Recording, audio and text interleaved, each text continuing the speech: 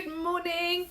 I can't believe it's already day 17 of the honey advent, or day 17 of our advent.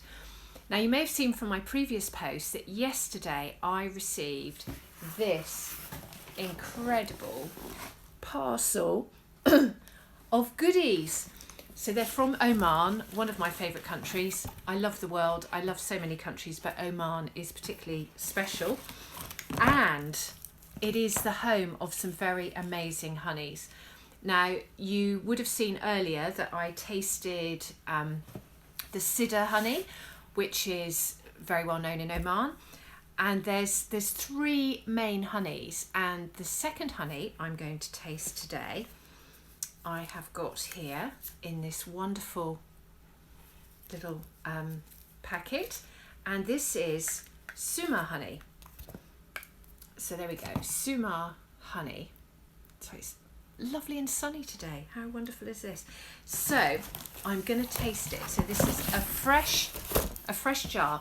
Now, I'd actually bought some of this honey one of my previous trips to Oman, and I would use it in my honey tastings. So I have had people, I have shared Sumur honey, and I have tasted this honey before. But this is a new pot, so really exciting. Fresh from Oman. Gosh, for a moment I thought I wasn't going to be able to open the lid. Right. Oh, rich, syrupy, amazing honey. Now, one of the problems I've had with honeys from Oman is understanding exactly which plant they come from. Hello. So this is Sumur honey from Oman, sent to me amazingly yesterday. And so I've just decanted some in this glass. Now you can see it is like syrup. It's like a molasses, just absolutely beautiful, and with the sun catching it. So Dukan Alassi, the honey people who sent me this, they told me it comes from the Sumur tree. And so I've been doing a bit of research, and everything ties up now. I'm now understanding it more. So looking at the Sumur tree, it's also known as the umbrella tree or the Acacia tortilis. So there's quite a lot of acacia trees, and another honey, which I haven't yet included, yes, is a moonstone. This is the stone to be wearing this weekend, ladies. This is moonstone, all about feminine energy, helping us with Saturn and Jupiter. So it fits really with the whole magic of Oman and Sumur honey. So it's also Acacia tortilis tree and the umbrella tree. So it has great thorns, large thorns. It's very drought resistant, which is why you see it in Oman, which is obviously a mainly desert, mountainous country without a lot of rain. It has wonderful underground water. And what I love, particularly for this Advent series, is I learned this morning that the wood from this tree has been used for thousands of years, and it was said to be used to make the Ark of the Covenant. So here we are, Advent, 17th day of Advent, and I'm tasting the honey from the tree whose wood was used to make the Ark of the Covenant. So enough playing. So the smell is like a milky coffee. Oh, I just can't wait to taste it. This is one of my favourite honeys. I love honey, as you can tell, but this is particularly good.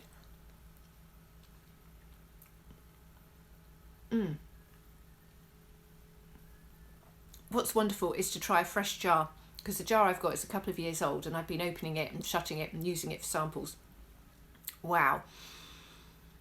It coats your mouth a bit like when you have blackstrap molasses.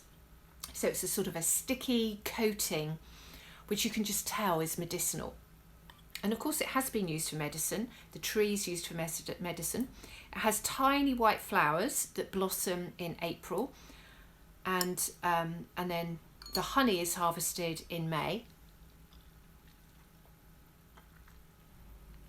It's really smooth. Oh, yeah, it still has that kind of taste of a coffee and chocolate molasses, burnt sugar, maybe a bit of butterscotch. Absolutely amazing. And when I said earlier that everything ties up, so I'm really excited that I finally found out what tree it is.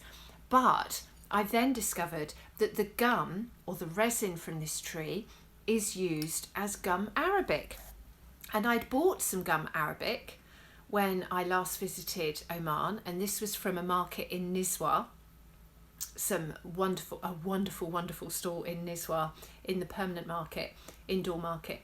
And you can see this is gum arabic from Oman. So this is resin that's just leaked out of the tree, and as it dries in the sun, it's just broken off.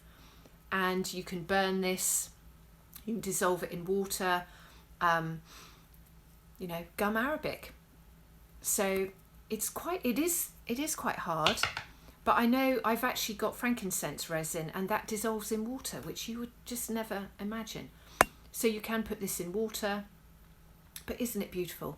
Absolutely beautiful. Bit of sunshine. So here we go. Sumur honey from Dukan Al Asal. Very similar to the honeydew honeys, with this rich flavour. It has a very similar texture, the sort of the viscousness, very similar to cedar honey. So it could be the spiky trees, it could be the environment there, that the honey, the nectar has this quality. And the trees, they're drought resistant, which they need to be, but they're also nitrogen fixers. So they're used to replenish the soil. So a really valuable tree, very valuable for bees, really important. Oh, actually, maybe it's a bit figs, dates, date syrup. So when you have a honey like this, and you can understand, it does have a rich taste, a bit of licorice. It's so complex. It just, each mouthful you have different sensations, but you can see why honey is just so valuable as an individual source, and what a shame if barrels of this were then just blended with honey from other places. It's just so important to be able to have a single variety honey. I mean, just look how dark this is, absolutely dark.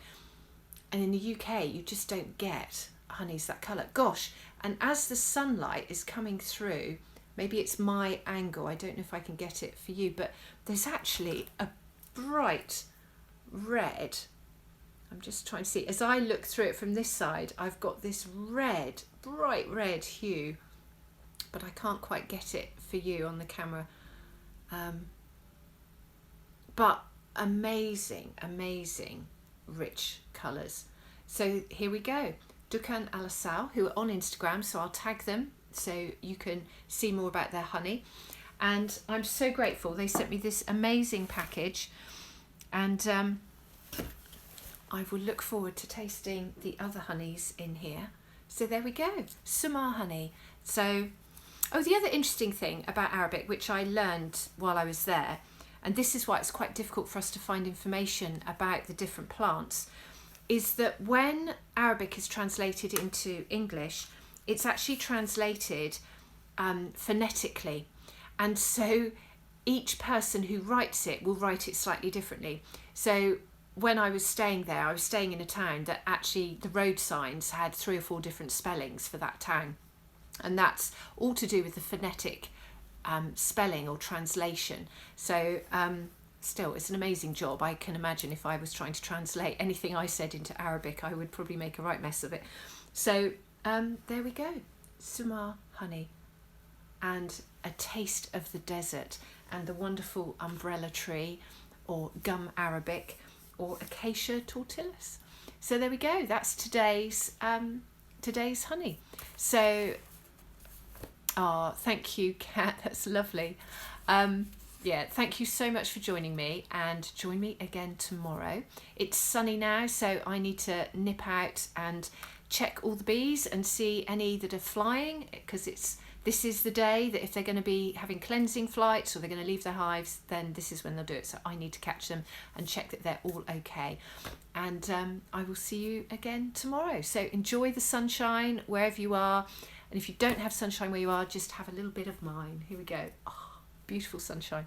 So have a great day. Thanks for joining me, and I'll see you tomorrow.